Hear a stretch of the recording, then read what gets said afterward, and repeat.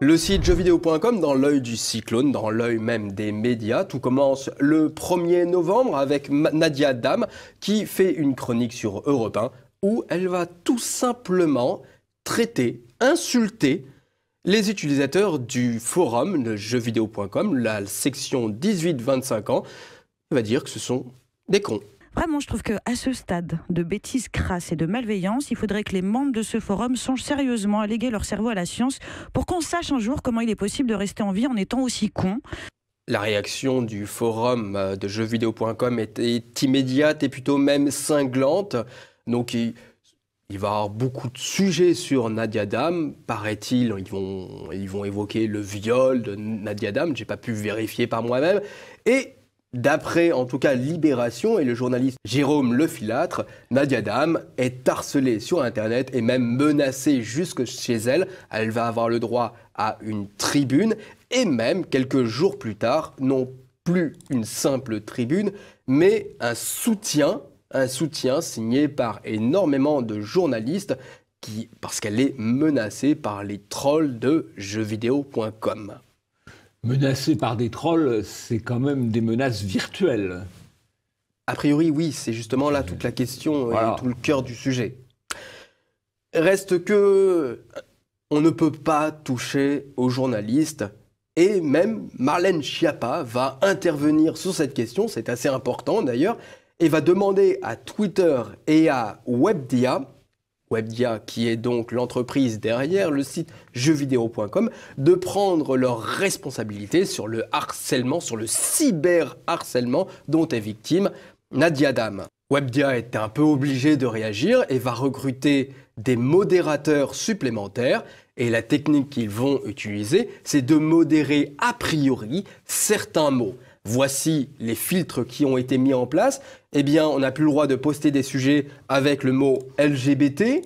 On ne peut plus poster des sujets avec le mot féminazi. Il est interdit d'employer le mot féministe. Ou encore, et là, la liste est beaucoup plus longue, c'est le site Brain qui l'a diffusé. Anti-relou, Babtou, Blact, Bougnoul, Schiappa, féministe, grand remplacement, journalope, LGBT, Nadia Dam, négro, néo, niakoué, PD, pute, salope, Shoah, SJW, c'est-à-dire Social Justice Warrior, viol et youpin. Petit commentaire sur cette liste. Dans cette liste, il y a un certain nombre de mots qu'on peut considérer comme des insultes. Bon. Qu'on puisse modérer les insultes, c'est une chose. Mais il y a aussi des mots qui correspondent à des vrais sujets, à des vrais débats. Le féminisme, c'est un vrai sujet. Le grand remplacement, c'est un vrai sujet. La Shoah, c'est un sujet qui est abordé sur tous les médias régulièrement. Social Justice Warrior, c'est pour désigner les activistes d'extrême gauche. C'est un vrai sujet aussi. Et donc là, on est vraiment dans une censure sur le fond.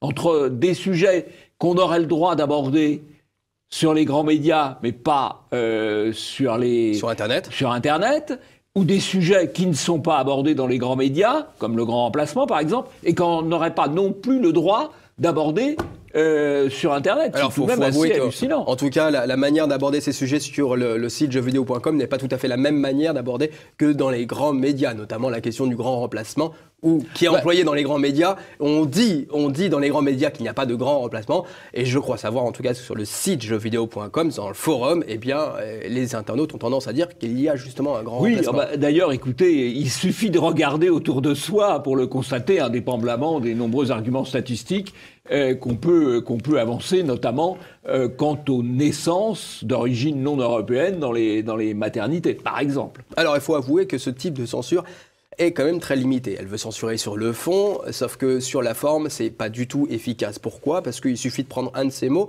d'introduire non seulement une faute d'orthographe volontaire qui pourrait être adoptée par l'ensemble du forum, mais on peut aussi juste insérer un point en mode écriture inclusive au milieu du mot, et là, forcément, le moteur, le robot ne peut plus détecter le mot, ou alors il faut rajouter un point. Mais l'internaute a toujours un coup d'avance sur le robot, voilà. Mais ce n'est pas le seul moyen de pression. Eh bien, Sophie G a évoqué sur Twitter un peu à l'image des Sleeping Giants, a sollicité L'Oréal parce que L'Oréal diffusait une publicité sur le site de jeuxvideo.com. Alors, elle a été relativement isolée, mais ça va être repris par la presse, notamment en premier par le Huffington Post. Harcèlement, une ex-conseillère aux droits des femmes appelle les marques à boycotter Webdia, qui possède jeuxvideo.com. Ça va être aussi repris par le site LCI, je vais lire juste le titre, cyberharcèlement sur un forum de jeuxvideo.com. Plusieurs annonceurs ont suspendu leur campagne de pub sur le site. C'est le cas notamment de Barilla. Avec 20 minutes, Barilla retire ses pubs du site jeuxvideo.com. Alors, il y a encore d'autres publicités. Reste que c'est un moyen de pression. Manger des pâtes Barilla, alors. Voilà. Ouais, c'est un moyen de pression extrêmement efficace. On en a déjà parlé au sein d'Immédiat avec Sleeping Giant, qui a subi des pressions extrêmement fortes. Qui fait subir des pressions extrêmement fortes, notamment à Boulevard Voltaire. Il est évident que c'est la démonstration absolue que la publicité, dont vivent tous les grands médias, est un moyen de pression extraordinaire. C'est un moyen de censure, c'est un moyen de normalisation. Et d'ailleurs, c'est précisément pour cela qu'à TV Liberté, nous n'avons pas et nous ne voulons pas de publicité.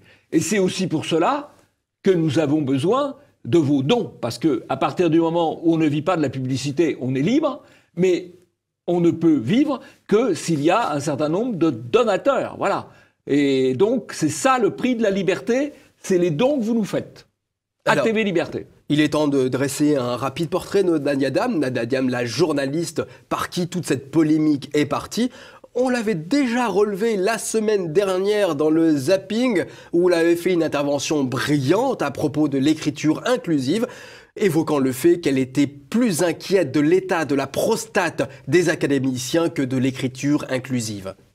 Oui, alors la semaine dernière, elle tapait sur les vieux, et là, elle tape sur les jeunes.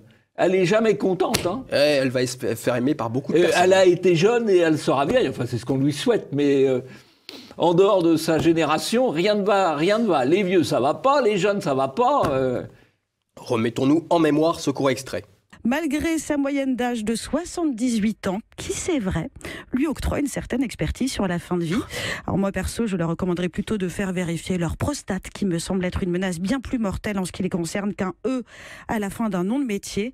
On se souvient aussi de cette intervention qu'on avait déjà aussi relevée à travers Immédiat, où elle avait écrit « Oui, il faut révéler les identités des néo-nazis » suite aux événements de Charleston. La même journaliste, donc Nadia Dam, évoquait qu'elle était choquée par l'évocation de l'origine du terroriste, du taliste. Donc quand c'est un terroriste, il ne faut pas dire les origines ni le nom. Islamiste. Voilà, ni le nom. En revanche, quand ce sont des néo-nazis, tel qu'elle le qualifie, eh bien, il faut donner l'identité. Je crois qu'elle est tous les jours, ou dans toutes ses interventions, dans l'excès, dans l'accusation, dans l'insulte, et je pense qu'il faut la suivre de très près. J'invite les internautes qui nous regardent à nous dire un petit peu je vais employer un mot politiquement correct, tous ces dérapages. Comme ça, on pourra lui faire un portrait tout à fait approprié. Alors, journaliste dans la délation, mais aussi journaliste féministe, on s'en doutait, suite à cette chronique autour de jeuxvideo.com, eh bien, au moment du 8 mars, c'est-à-dire le 7 mars 2017, donc c'était assez récent, elle avait écrit cet article. « Messieurs, voilà comment vous pouvez vous rendre utile ce 8 mars. » Alors c'est assez simple, il suffit de lire les premiers mots. « Ne faites rien, taisez-vous, on joue au roi du silence. » Voilà, en fait, on dit que c'est une journaliste, en fait c'est une militante féministe, une militante immigrationniste, une militante pour la réforme de l'orthographe. Mais comme elle a apparemment la carte de presse, elle est soutenue par toute la caste. Parce que la caste journalistique, la caste médiatique, elle veut être au-dessus de tout le reste. Elle veut pouvoir attaquer tout le monde, mais n'être mise en cause par personne. Voilà. C'est une logique de privilège. Le parti des médias veut vivre de ses privilèges. Eh bien, il ne faut pas accorder de privilèges au parti des médias et à ses membres. Sauf qu'heureusement, Internet a changé la donne. Oui, mais ça, ils ont du mal à s'y faire. D'où cette volonté de censure. D'où la volonté de censure, bien sûr.